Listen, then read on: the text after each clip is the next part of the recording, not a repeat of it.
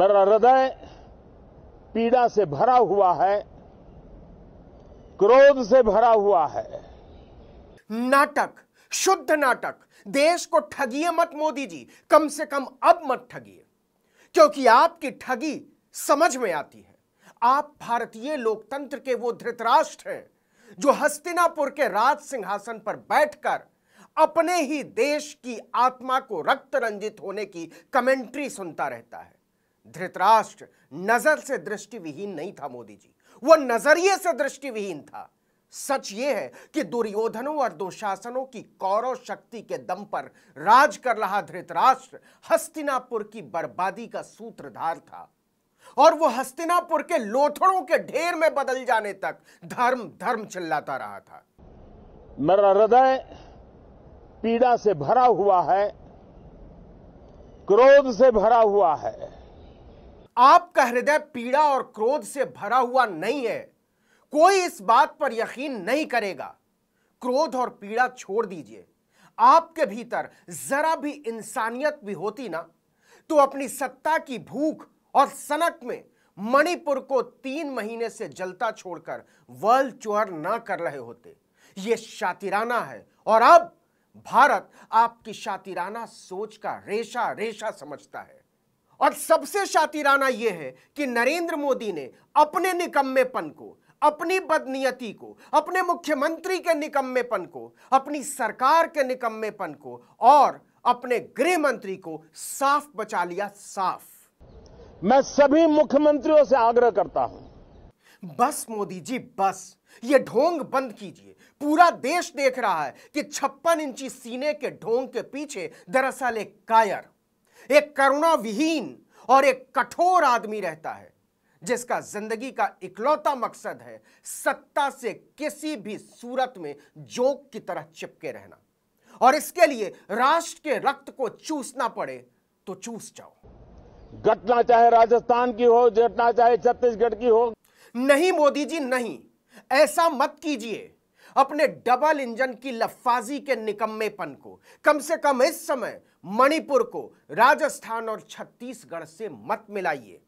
इससे भी आपकी नफरत टपक रही है। सच यह है कि आपकी हिम्मत नहीं हो रही है अपने निकम्मे मुख्यमंत्री को बर्खास्त करने की। और किस मुंह से मांगेंगे सीएम से इस्तीफा? इसके पहले आपको अपने गृह मंत्री को हटाना पड़ेगा, क्योंकि केंद्रीय एजेंसियों की तैनाती के बावजूद मणिपुर के हालात में सुधार की बात तो दूर, वो और बिगड़ते चले गए।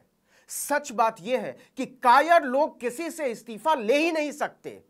बर्खास्त करने की बात तो बहुत दूर की बात है। इसके लिए बहुत बहुत बहुत नैतिक बल की जरूरत पड़ती है, जो किसी तमाशबीन, हंगामेबाज और गाल बजाने वाले प्रधानमंत्री के भीतर नहीं होती। मैं सभी मुख्यमंत्रियों से आग्रह करता हूं कि वे अपने राज्य में कानून व्यवस्था को और मजबूत करें, खास करके हमारी माताओं बहनों की रक्षा के लिए कठोर से कठोर कदम उठाएं।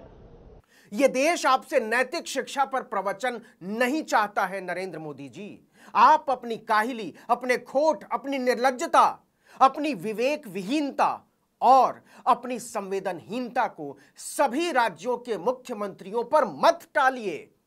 सियासत की इन शातिर चालों से बाज आइए। देश का बच्चा बच्चा समझ चुका है कि आपको जरूरी सवालों पर बरगलाने के अलावा कुछ भी नहीं आता। लेकिन कब तक?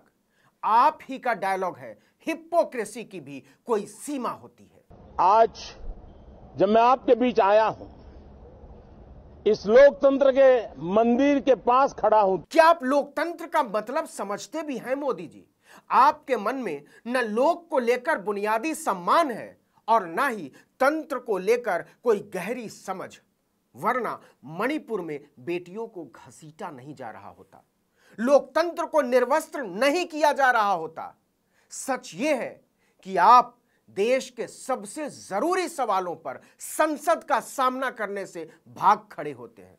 यह बात इस देश का बच्चा बच्चा जानता है कि चुनावी रैलियों में गले फाड़ने वाला प्रधानमंत्री लोकतंत्र के प्रतिनिधि सदन की चिंताओं का जवाब देना तो दूर, उस पर बात करने से भी कतराता है, उससे भागता है। बताते हैं कैसे। 2 महीने तक आपकी निर्मम और कलंकित चुप्पियों के टूटने का इंतजार करने के बाद विपक्ष ने सर्वदलीय बैठक बुलाने की मांग उठाई। आपने इसे भी टालने की भरपूर कोशिश की, लेकिन पानी सिर के ऊपर से गुजर जाने के बाद 24 जून को आपने सर्वदलीय बैठक बुलाई। 3.5 घंटे तक चली इस बैठक में 18 राजनीतिक दलों ने भाग लिया था। गृह मंत्री अमित शाह के सामने खुद आपके साथियों ने भी कहा कि मणिपुर के हालात बेकाबू हैं, भयावह हैं। तब तक 120 से ज्यादा लोग आपके निकम्मेपन की वजह से मारे जा चुके थे। कांग्रेस समेत विपक्ष के कई दलों ने मांग उठाई कि मुख्यमंत्री को बर्खास्त किया जाना चाहिए, सरकार को बर्खास्त करके राष्ट्रपति शासन लगाया जाना चाहिए, लेकिन आपने इसे हवा में उड़ा दिया। क्यों मोदी जी, क्यों? किस बात का इंतजार कर रहे थे आप? मणिपुर की जो घटना सामने आई है, किसी भी सभ्य समाज के लिए यह शर्मसार करने वाली घटना है। हम तो शर्मिंदा हैं ही मोदी जी, और हम ही नहीं, इस कलंक पर पूरी दुनिया शर्मिंदा है। लेकिन इतिहास कभी नहीं भूलेगा कि भारत माता के माथे पर कलंक की यह कालिख आपकी वजह से पुती थी, और इसे आपकी नौटंकियों से, आपकी लफाजियों से, आपकी ढिठाइयों से नहीं पोंछा जा सकेगा, कभी नहीं। बेइज्जती पूरे देश की हो रही है। 140 करोड़ देशवासियों को शर्मसार होना पड़ रहा है। काश कि आपके भीतर भी थोड़ी शर्म बची होती मोदी जी। काश कि आपके भीतर भी थोड़ा लोकलाज बचा होता मोदी जी। काश कि आपके भीतर भी थोड़ी लोकतांत्रिक मर्यादा बची होती मोदी जी। और इन सब से ऊपर काश कि आपके भीतर राजधर्म बचा होता। मेरा हृदय पीड़ा से भरा हुआ है, क्रोध से भरा हुआ है। नाटक नहीं मोदी जी, नाटक नहीं। आपके नाटक नौटंकियों ने इस देश को बर्बाद कर दिया है, बर्बाद। सच यह है कि लोकतंत्र की सबसे ऊंची कुर्सी पर धृतराष्ट्र की तरह बैठकर औरतों को नंगा किए जाने का, बच्चियों के स्तन छुए जाने का, उनकी योनि में हाथ लगाए जाने का तमाशा देखते रहे आप, तमाशा। पाप करने वाले, गुनाह करने वाले कितने हैं, कौन है, वो अपनी जगह पे है, लेकिन वो अपनी जगह पर नहीं है मोदी जी, और कोई लेकिन नहीं।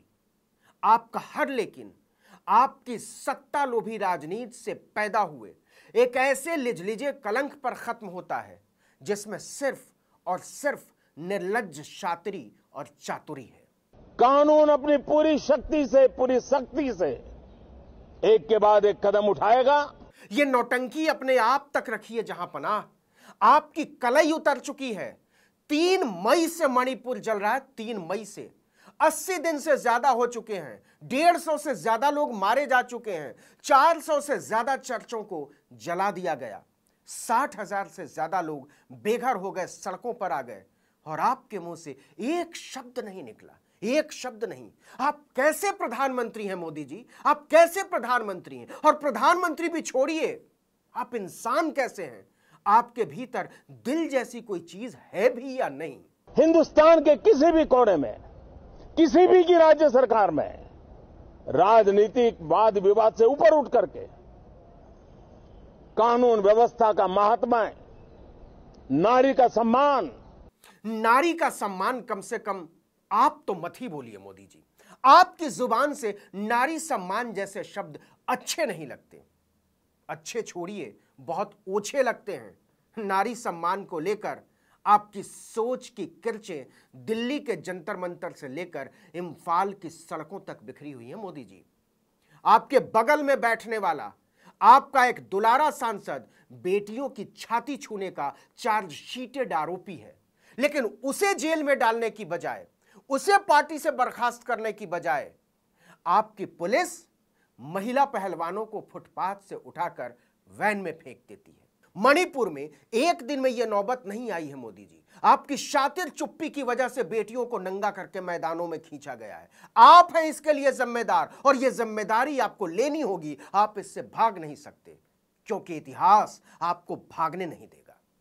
और मैं देशवासियों को विश्वास दिलाना चाहता हूं, किसी भी गुनहगार को बख्शा नहीं जाएगा। सवाल यह तो है ही नहीं मोदी जी कि गुनहगार को क्या सजा मिलेगी। सवाल तो यह है कि यह हुआ कैसे, यह होने कैसे दिया गया। और इसका एक ही जवाब है, नरेंद्र मोदी की चुप्पी की वजह से, नरेंद्र मोदी की कायरता की वजह से, नरेंद्र मोदी की बदनीयती की वजह से। मणिपुर की इन बेटियों के साथ जो हुआ है, इसको कभी माफ नहीं किया जा सकता है। मणिपुर की बेटियों के साथ जो हुआ है, इसको माफ किया जाएगा या नहीं, इसको जाने दीजिए, इतिहास इसका फैसला कर लेगा। आप तो यह सोचिए मोदी जी कि भारत माता के माथे पर लगे इस कलंक के लिए आपको माफ किया जाएगा या नहीं। जय हिंद, जय संविधान, जय लोकतंत्र, समानता, न्याय और बंधुत्व जिंदाबाद।